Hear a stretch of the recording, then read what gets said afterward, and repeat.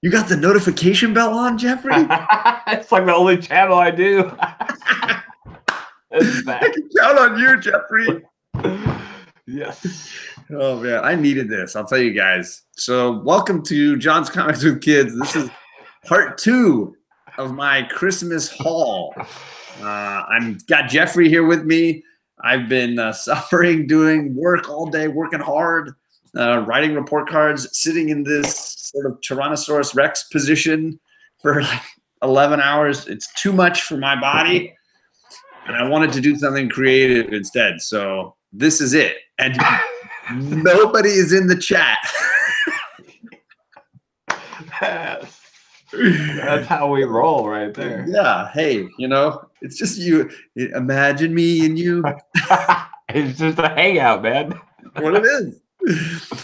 Well, it says 1 viewer, but it could be me. It's probably me.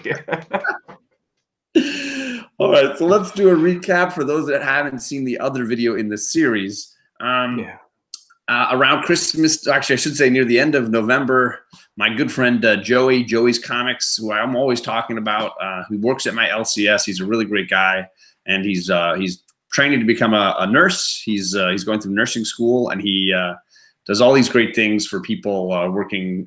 He even works and helps my stepfather with his Parkinson's. Just a really great guy, and he's getting out of collecting and sort of flipping and selling comic books, which he's really been doing for years. It was like his side business. So he would get to go to these comic conventions basically for free because he was working. And then he would scope it out and buy the books that he thought would be the easiest to flip for a profit. So he ended up with this huge collection of books, and he was trying to cut back. And so he invited me to come by and look at everything he had. And I videoed everything that he had because it was just so amazing. And then I went through and picked out the ones I wanted. And after a long back and forth, we settled on a price and a number of books that I could not afford. So I immediately went to my family and said, hey, if you're going to buy me something for Christmas, just tell me about how much money you want to spend. Give me that money now, and I will just give you a bunch of books to wrap for me for Christmas. And we were able to make it work, and he was able to give me some really great deals on these books. And I shared in my previous video all the DC books. Those were the ones that I was most interested in getting because they were signed by some of the artists and writers that I cared about the most. So there's a Jack Kirby signature in there, and there's a Neil Adams signature and remark in there. Just some really, really special books. This is the Marvel edition. So here next to me is a stack of Marvel books, 1 slab, and we're gonna have a fun time kind of sharing these. Burke Nasty. What's up, Burke Nasty? Thank you for representing. It's just the 3 of us chilling now. We're able to have some time together. Somebody else is in here. I don't know who. We got a lurker. Is it Bueller? No, because I thumbs down to your channel when we first started, and then and then somebody else gave it a thumbs down too. What? I got 2 thumbs down on this video I just started? So I switched mine to thumbs up. It was Saturday. I'm mad. So I switched it back, and somebody else switched. Always count on your best friends to thumbs you down, though. Oh, man. Yes. Count on you guys. And Burke and Matt and Darren Adams is in here. Thank you for showing up, gents. I'm glad that you're not doing anything important, except Matt is actually doing something probably really, really valuable. So thank you, Matt, for your services over the years. Absolutely. So again, for the quick recap, I am sharing books, Marvel books, almost exclusively that are from the Christmas haul that my wife and my family helped me to get this year for Christmas. I'm going to start with a couple that were free. My friend at the end was like, hey, I've got some here that your kids or your family might like. And I'm going to start with this Golden Age Archie book that he knew my girls love Archie. So this is a nice little gift that he gave to my girls. He's like, maybe one day it'll be worth a lot more now that there's all those shows and things. But this was a book that he gave specifically for my girls to have. Skipping a live sale from Comic Talks because I'm broke. Yeah, Burke Nasty, I've been in and out of auctions all day, and I'm trying not to spend as well. So I've been just sort of cheering on, you know, Big Lion Cat and Economics and Comics and some of those awesome guys. Wingnut, good to see you, man. For sure. Jack Yo. Big O's in here. Yeah. Jack O. Yeah, Jack Yo, I didn't see you down there. Good to see you. Yes, Marvel books. So that was an Archie book. Sorry, that was a non-Marvel. There's only 2 non-Marvel books in my little stack here. The next 2 I shared, actually the next 3 I think I shared with Jeffrey on The Hunt, because I got these books just before my appearance on The Hunt. So I am still to this day the only person who was, I guess you could say, ballsy enough to go on The Hunt and share a book without a cover. That is true. It was this one right here, the first appearance of Ego, the Living Planet. And it's in beautiful condition. In fact, the pages that are here might be in better condition than the covered copy that I have. It's just missing the cover. We got Brett Hess, Big Will, and Marvel Joe just showed up. Now, Big Will, you're on the other side of the coin here. you get to watch Jeffrey and I talking. How's everybody doing tonight? Yeah, no, that was a cool book though. I mean, I love the character. I love the origin. Those books are really, really great. I have both of the issues, the cameo and the full appearance with a cover. But I saw this in his pile. He has a pile of books with no covers. What issue number was that? I want to say 34. Nah, I'm bipping around here somewhere. You can look it up. You got your computer. That's what I was doing. I was trying to figure it out. I want to say it's Thor issue 134. I don't know, something like that. I'm sure it says if I open it, but I didn't want to really open it up. I mean, what am I thinking? Why don't I open it up? It's a coverless comic book. Am I really worried about destroying this cover? Is that the first appearance of? It's the first full appearance of Ego, the Living Planet. Or no, sorry, it's the first cameo. Is it the first cameo? No, yeah, it's the first full appearance. Here he is, yeah. Ego. There he is. The Living Planet. Somewhere in here, they're supposed to tell you the issue number, right? Somewhere. Should be like the first page where it tells you copyright writers. Yeah, it stuff, doesn't. Right? It might have been on the back of the inside cover or something, you know. Could have been. So I don't see it in here. Sorry, guys. Somebody's telling me, "Hey, John, you should shoot an invite to Burke Nasty." That's 133, I think. 133. Okay. Yeah, Burke Nasty. I'd love to do some stuff with you. What's the thing to? I need to do Google Hangout, YouTube Live. Yeah, you totally do, Burke Nasty. I'd love that. That'd be awesome. I was also talking to Jeffrey beforehand. There's lots of people that are starting to do this kind of stuff. What was it? Comic Smurf. Caleb Murphy is a really, really cool guy that I want to get involved with this too. So there's a bunch of cool people. So if you want to test it out or try it out, you know, we're definitely down. Yeah, yeah. Jeffrey's never doing anything. Look, he's everywhere. He's on every channel. Yeah, I don't like doing this at all. You don't? Nah, man. You hate it, right? Yeah, absolutely. This is, I love this, man. I like working with other people. That's my favorite thing. Just like hanging out with other people, getting to know other people. Right. It's cool. Like if I'm by myself, I typically won't live stream. That's usually when I do my like recorded, produced videos.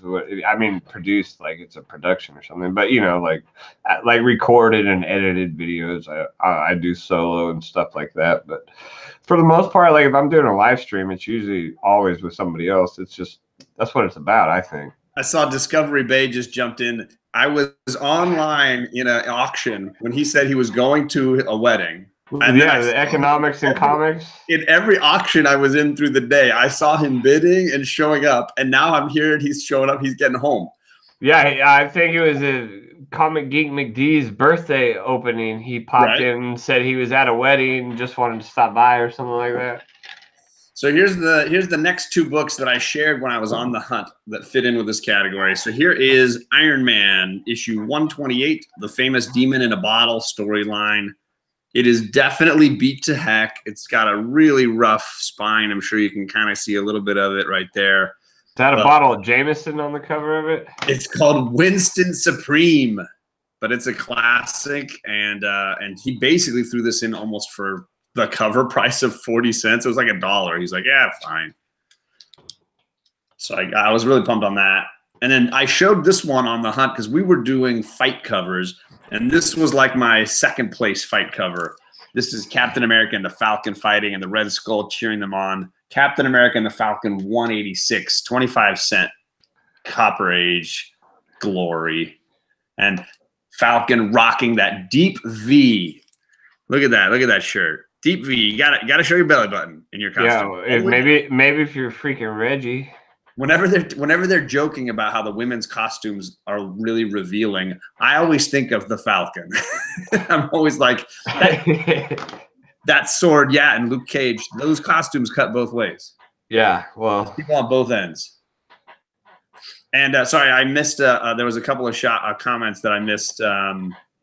Big O says, "No cover, no matter. It's about the story," and I totally agree. Yeah, and my buddy had all these coverless books, and I was just flipping through like which covers that, and I totally recognized that book, and I was like, I should definitely get that. And he's like, yeah, sure, take it, whatever. I shared this one on my Instagram, but I haven't shared it on here. This is X-Men 40. I love that cover, just with the Frankenstein type monster like that on the cover. Yeah. They don't. It's not the first appearance of Frankenstein or anything like that. And I want to say that in the story, it turns out not to be Frankenstein. Yeah, I'd be hard pressed to believe they called him Frankenstein in the story. I've never read it, but no, they just call him the monster or what have you. And but it's just a great classic cover, and anything in that early 2-digit X-Men, I'm probably interested in it at some point. Yeah, and I just like any classic like Universal monsters is awesome. I know Marvel did that whole Monsters Unleashed, a few years back and stuff, which isn't bad, but I like that classic, the old, like that's cool. Yeah. And I've been trying to get some of those earlier X-Men. I think the earliest X-Men I've got is the first appearance of the Sentinels, which is like issue 12 or something like that. But I don't have a lot that are down that low. I think I only have 2 that are below that one. Yeah, so my oldest issue is like issue 161, and I'd like to get that binary. What is that, like 163 or something? I can't remember. 166. Yeah. 166 or something. Yeah. I think it's no. That's 2. I'm getting that mixed with 266. I think 266 is one that I really like. But the binary, the binary. Yeah. And that one's getting hot, obviously, for different reasons right now. Yeah, I've been kind of like trying to look for that one a little more serious than normal, because it's gonna get even more hot when that movie comes out. But it's not like a must-have. But I'd really like to try to find it. The earliest one I got for a long time was it's the logo that I use for stuff here on YouTube, and it was issue 35, which is the first time that Spider-Man and the X-Men appear in a comic together. Oh. So it's called Along Came a Spider, and Spider-Man's like, you see his back, he's like jumping towards the X-Men, and I was like, I just love the look of that cover. So yeah, Robert Galvin, good to see you. Oh yeah, good to see you, Robert. Good to see you, Marco Joe. I said hello to Big Will. There's a lot of people in here. I'm surprised. Thank you for coming by, guys. No, Burke Nasty. I was just saying that those are some of the sought-after X-Men books on my list. Was 266, and then that I think it's 163 or something. First appearance of Binary, or when Carol Danvers turns into Binary. However you'd like to look at it. All right. So this next one, I don't think maybe I used this one on the hunt. I can't remember. Did I share Nova #1 on the hunt? I don't think you shared it on the hunt. I've seen it. I know you shared it with me, but I don't think it was on the hunt. This was a gift because when my buddy and I made our original price deal, we were like set on a price. It included a Stan Lee signature book. What is it, Big Will? Yeah. As the pizza rises slowly to my salivating mouth. Okay, well, Thanatos, he asked Big Will what he was eating, and he goes, "Can you describe it to us slowly?" Jeez. Just like New Year's. Yeah. Anyway, so it included a Stanley signature book, and I was very excited about this Stanley signature. And then a week after we had kind of settled on a price, and I was telling him I was trying to get the money together, Stan died. And so my buddy felt like, well, I want to just see if I could sell this book now for what I wanted. And he could. So he flipped it, and he felt bad that we had agreed on a price, but I hadn't paid him, so it was still up in the air. So he's like, here, I'm just going to give you this. As like, I'm sorry, and we'll make a new. So I was not very upset. I was perfectly fine with that decision. Yeah, I agree. That's cool. That book's really going up in price, and I'm really like not surprised, but I'm kind of surprised at how quick it went up in price, because there was a point when in a good condition that book was like $10 book, and then like within like 3-4 months that book in like a good condition is like $100 book now. I think there was also, I think because of the way in Avengers Infinity War, they kind of wiped out Xandar without really talking about it. They just sort of said Thanos has got one of the stones and he wiped out Xandar getting it. I think it's a perfect setup for Richard Rider, the character, to be one of the last people that survived from the Nova Corps. Yeah, and I was hearing, I was hearing rumors about him possibly showing up in this movie, but I mean, well, like, even if he doesn't show up, I think in the next movie, it could easily be that his backstory is now set, because whenever they want to, they can drop a movie on us that shows him and what happened on Xandar and how he came to be, and then sets up his origin that way. So I think some people feel, and I do as well, that it's inevitable at some point he'll show up. Yeah, I totally think so. All right, the next one is my only DC book in this set. So Matt, this one's for you, buddy. I got Mr. Miracle #1. First appearance of Mr. Miracle. Nice. I have not read anything with Mr. Miracle ever. Me neither. But I'm hearing great things about him, and I know that there's a lot of stuff brewing around him and the other characters in this early Kirby run. But for me, it was, this is a Kirby book. This is an issue 1. I want it, and that's the main reason I got it. It's not in perfect condition, spine ticks and all that kind of stuff, but it's the colors are nice. Ooh, that's like the one I picked up yesterday. This is my first Kirby. It's like my first big DC book I've gotten. You know, it's not a huge book, but like, you know. I think if you get a chance to pick up a Kirby book, you just do it.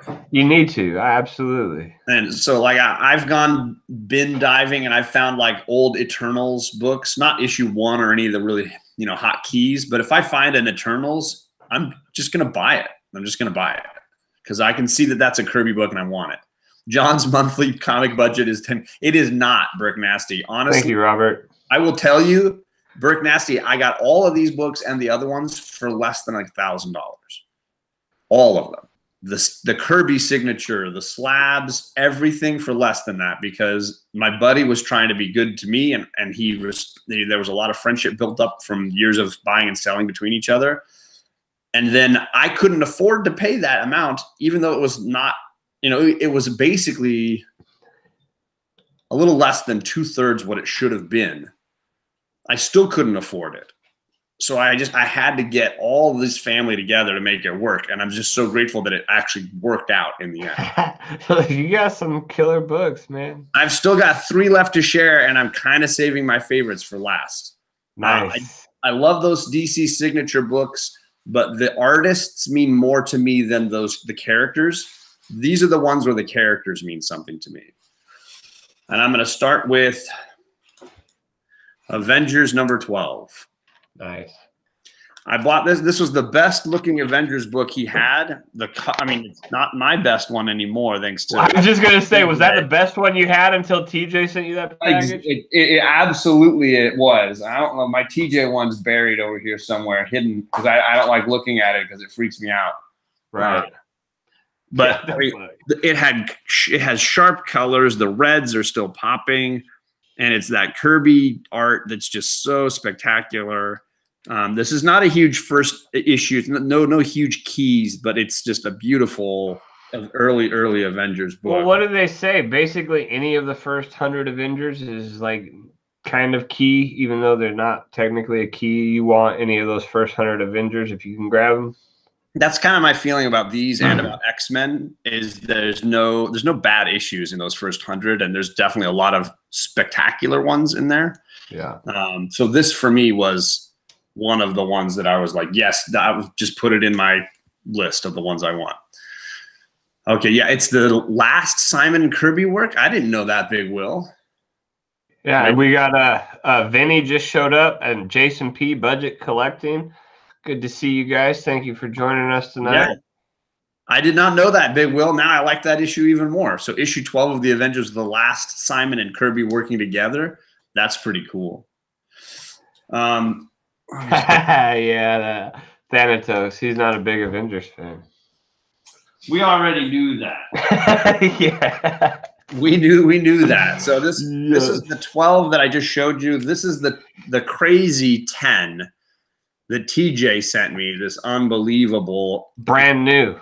Dude, it's like super white still. Look how white this is and how red that is. So by comparison, the next book I got shows you the age of a normal Avengers book. This is issue 8. So that is the first Kang the Conqueror. And you can see this is definitely what white should look like after 40 or 50 years. And this is what red should look like. If you put them together, you can definitely see there's a difference between the white and the red of these two issues. But you know, that's the thing is like you expect a book like that to look like that. I'm telling you right now, you don't expect a book like that to look like the one TJ sent you. No, and I'm telling you right now, when I bought this, I was ecstatic at the color. I was ecstatic that the white was this white. God. But then you see what TJ's got, you're on a whole other level. Yeah.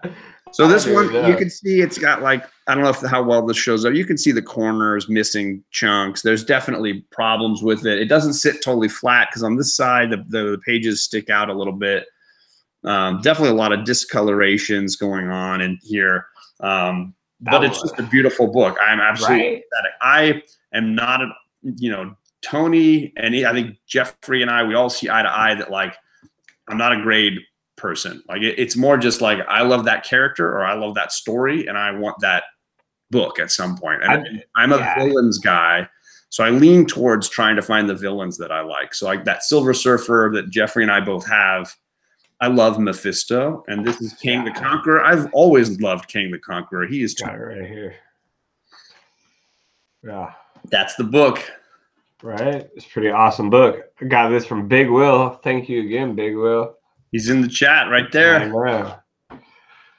This is an awesome book. That's why I thought I'm bringing the fire tonight, guys. All right, so this takes me to my last book that I got, and it was a slab. I don't usually buy slabs, but again, my friend was giving me just a crazy price on all of these kinds of books. And I wanted this book, even though he had a raw one, I went with the slab one. This is the first Beta Ray Bill. I'll trade you. You have one? I do have one, yeah. Nice. That's like one of my favorite books, I think, of all my books. I've always liked this character. Whenever he shows up, I think they use him really, really well. And I will be excited to see if one day they can actually pull him off in the MCU. But I just really dig the character. And talk about a he's coming back. First appearance. He's going to come back. Donny Cates wrote him into that Death of the Inhumans for a purpose. Like, he didn't do that just for the heck of it. Nah. I think he's just a really interesting character, and it's one of those first appearances that's so iconic with this cover, you know. Bravo Gavin says that Silver Surfer is one of his favorites. So Jeffrey and I have succeeded on that one, then at least. Yeah, well, that's two. That Silver Surfer and that Thor 337. Awesome book. I don't know what it is about Beta Ray Bill, but there's just something I've always liked about him. He's just a cool character, man. All right, so I'm going to recap real quick. We've only been going for a little bit here, but these are the second round of my Christmas haul. The books that my family helped me get, and my buddy who works at the LCS, who's clearing his collection, helped me get as well. I've got an early Golden Age Archie, issue 28. Right, Thanatos? Adore that. What did Thanatos say? What is a beta ray bill? I got this coverless copy of Ego, the Living Planet, a dinosaur, and a bird person. I thought he was a horse-ish thing. I just think he's awesome. That's the I do answer. too. Well, because everybody, see, I like him. Everybody liked Thor. You know, everybody's like, oh, I like Thor. Well, Beta Ray Bill looks just like him, but cooler, I thought. So nobody ever talked about Beta Ray Bill. I was like, yeah, screw Thor. I like Beta Ray Bill. I think the way that the Thor universe has evolved, it has become a lot like the the Green Lantern Corps in the DC side. Yeah. Where there's lots of Thors. You know, there's a whole, you know, there's the little frog Thor, there's Beta Ray Bill, there's the female Thor. There's Thunderstrike, was that his name? Yeah. And I think that in that way, they've all fulfilled like their own purpose and they have their own style. You can show that again, buddy. What do I need to show? The Thor book? I'm gonna keep going through the rest of these real quick. Captain America and the Falcon, issue 186. I just love this cover, fight cover, classic Red Skull in the background or the foreground. X-Men number 40 with Frankenstein, all tough. Yeah. The last one. Oh, you want me to show the Ego, the Living Planet without the cover? I just love Ego. I think he's a cool character. Iron Man, Death. Demon in a bottle. We got TJ Watson in the chat. TJ, thank you for showing up tonight. The Man Called Nova, issue number 1, first appearance of Richard Rider. Yeah. Hila's in the chat. Good to see you. It's funny you said Richard Rider tonight. The other night you had called him Dick. Dick Rider. I'm staying away from that. It's my channel this time. When I'm on somebody else's channel. Oh, yes. Mr. Miracle number 1. Classic Kirby work. All right. Avengers number 12. I was showing TJ how your Avengers 10 that you sent me is definitely prettier colors and stronger white than the 8 and the 12 that I have around it now. So I have a nice little even numbered run of the early Avengers. And then lastly, issue was it 337 of the Mighty Thor, first appearance of Beta Ray Bill, 9.6.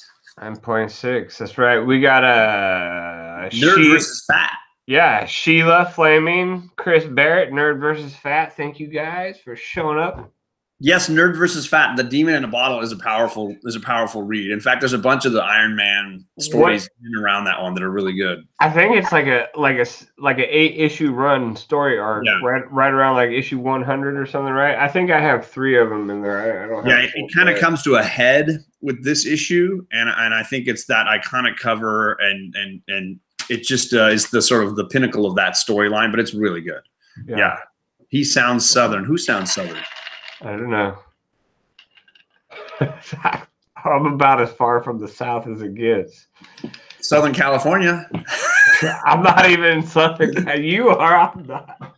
I'm like Southern, I'm right. I'm a Southern boy. Southern born.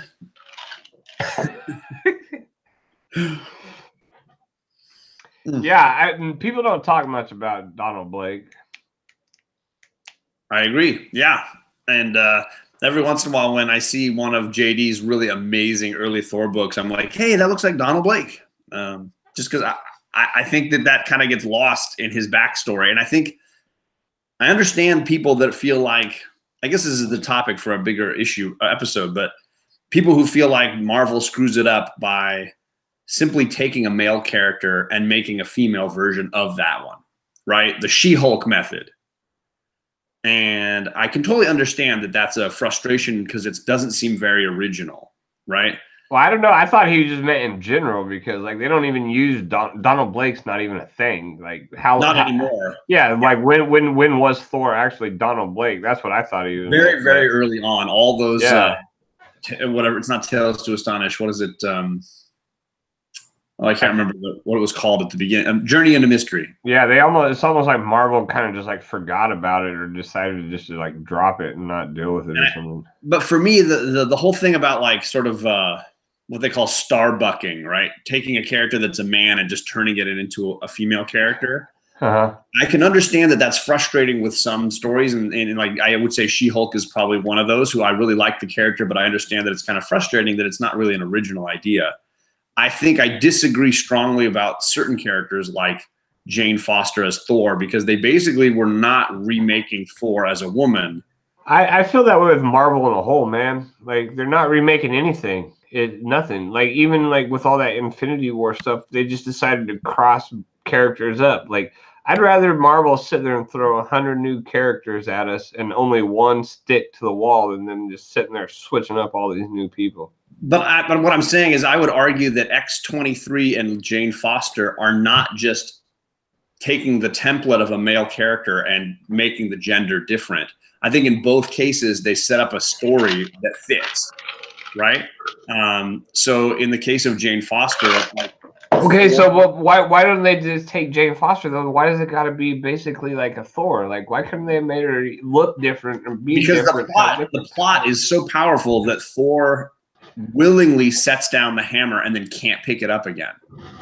Yeah, I guess so. And the hammer itself is Thor. Yeah, like the person who carries it is Thor, but it's not himself. His name is Odin's son.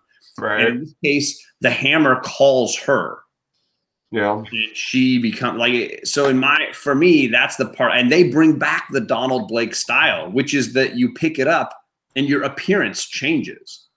Right. So her hair grows back out and is blonde. I feel like it's really a powerful idea that they sort of bring that all back. Whereas X-23 is the same way. It's very logical that the people who created Weapon X would want to create more that would hopefully work, so that there would be logically many clones of Wolverine that would be an attempt to replicate that. So having her is very fascinating. And then turning her into the all-new Wolverine I thought was also fascinating, because that's very logical that in his absence, she would feel the need to step into his shoes in some way. Yeah, I mean, I guess that makes sense. Personality. No, I'm also saying that, like, there are definitely characters that are a failure in this idea that are like She-Hulk, where I feel like there wasn't a lot of creativity put into those ideas. I just disagree that all the women characters who do this are bad. I think there are definitely female characters that are a success on their own. And I love the Jane Foster Thor stories. I've read all of them and they're amazing. Right. And I've read a lot of the all-new Wolverine stuff. I think it's just absolutely fantastic. Well, I mean, there are some people who picked up Thor's hammer, though, and didn't turn it into And Chris Barrett throws out Carol Danvers, which I know upset a lot of people. And the reason I'm okay with Carol Danvers, although I do think she's been poorly written several times, the best thing that Carol Danvers has going for her is the fact that Jim Starlin wrote an amazing end to the original Captain Marvel, right? They killed that character in spectacular fashion, right? Yeah. This storyline is so iconic that, of course, when decades later they want to still use that name, it's fantastic the way they've reinvented that. And that you would never want them to just bring him back to life so that they could tell more stories with him.